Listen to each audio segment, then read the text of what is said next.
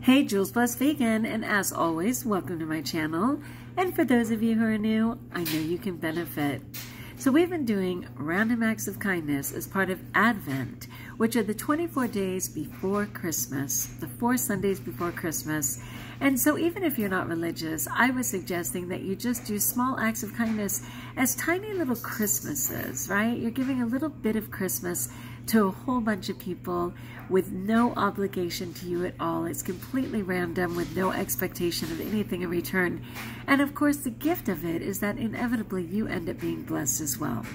So we've been going through it, and today was day 5, and I'm telling you what tomorrow is because I'm trying to stay a day ahead so you can get ready for tomorrow's act of kindness. What was funny for me today is that I realized that I was sort of implementing them all.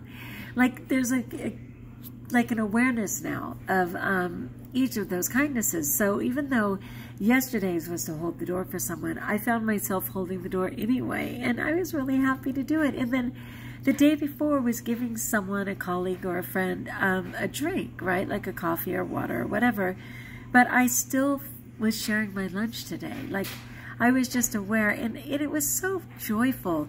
But today's was to give your undivided attention to someone, and as I suggested in yesterday's video, that does not come naturally to many and can be pretty tricky because it has to be very deliberate. So I was so busy today, and it was funny because the children who usually call me Miss McCants will often call me teacher, teacher, teacher, but whatever it is, you know, you got 28 kids all coming at you, and finally, I'll just say, 911, what's your emergency?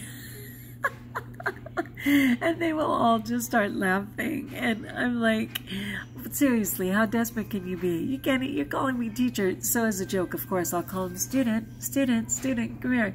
But yeah, 911, what's your emergency? So in the midst of all of that, it's very difficult to give undivided attention. And at one point, I was literally directing a bunch of students, and one child was just going and going and going, and I thought, Father, I can't give my undivided attention right now, seriously. So when I finally could, which was during lunch, I was sitting down with a colleague, and it would have been a perfect time, but guess what? I had my phone, and she was talking and talking about something really important to her, and I don't know if I already had my phone.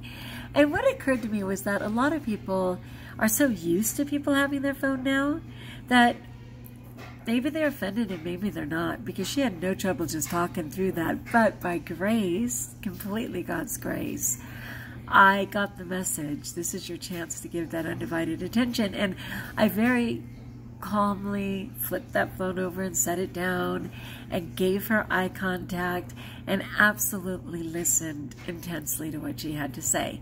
And when she was done, because I'm so opinionated, of course I was ready to give feedback, but I allowed the pregnant pause, and I just sat there quietly affirming her. And surprise, surprise, in my affirming, she said, well, how are you doing? And I was like, wait, what? People almost never ask me how I'm doing, and when they do, I keep it very shallow. And I'm usually just like, doing it, thanks, fine, right on, how about you? Like I redirect. And she literally said, well, how are you doing? And I thought, it was really interesting, you know, to just give a moment of undivided attention and then to have it reciprocated, sincerely reciprocated. Of course, the bell rang. But had it not rang, who knows? We would have had a really good conversation. Anyway, it was a kick. And I've heard the cha-ching in heaven because I felt like I did meet that expectation. Undivided attention. How did you do? All right, for tomorrow, and I promised that this was really going to be costing no money, and so you're going to have to figure this one out. Tomorrow it says donate a Christmas present to charity.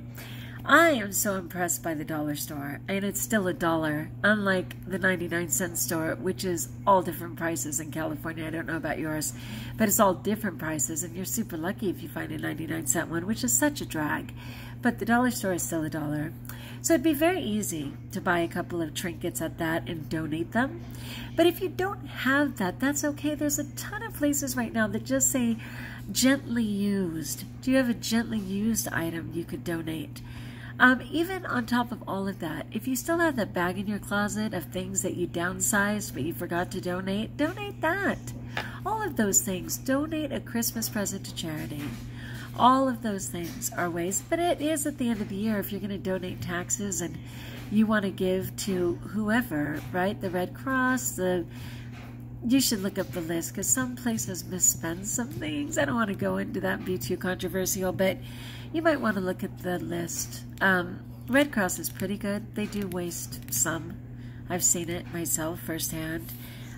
Salvation Army is still lovely. The St. Vincent de Paul Society is amazing. Catholic Charities is fantastic.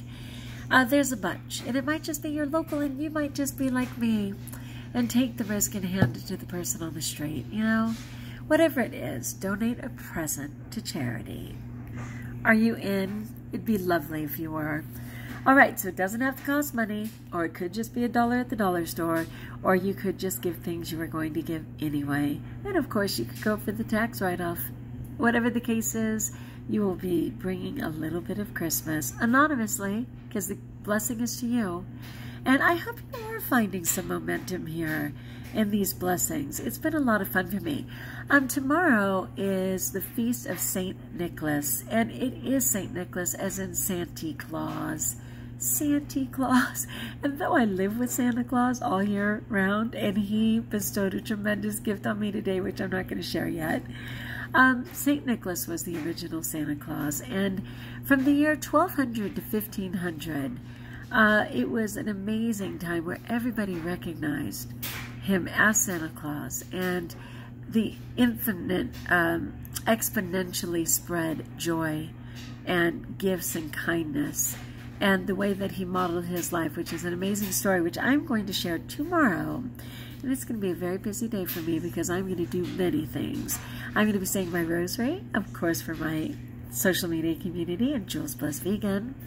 I am going to be going to Mass for his feast day, yay God. I'm going to be fasting because I'm going to be offering it up. In Europe, December 6th is basically Christmas because of St. Nicholas. And that is when they put out their shoes and they get a small gift in their shoes, or they make it coal if they've been less than lovely. And many of those traditions continue, and people do still put coal in the children's shoes. So it's an incredible tradition. And, you know, America's a flash in the pan, you know, of life. Like, seriously. We haven't even been here 300 years. And those European countries have been around for centuries and centuries, and the Asian countries even longer. So we are just little babies to them, but I would love to share about St. Nicholas, the real St. Nick. And if you're part of that tradition, I'd love to hear that. Are you putting out shoes? Will you give a gift? Do you give coal? I would love to hear that. All right, my friends, like if you like, join us if you haven't. Join us in Random Acts of Kindness and let us know how successful you were with your random act. So again, if you're still up today is still doable. All you have to do is give your full attention to somebody. And tomorrow does not need to cost money, but tomorrow is to donate a Christmas present to charity. And just to remember to soak in the love, because you are putting it in the world and it is spreading. All right, till we talk again, best of all, wait for it, know that you're blessed.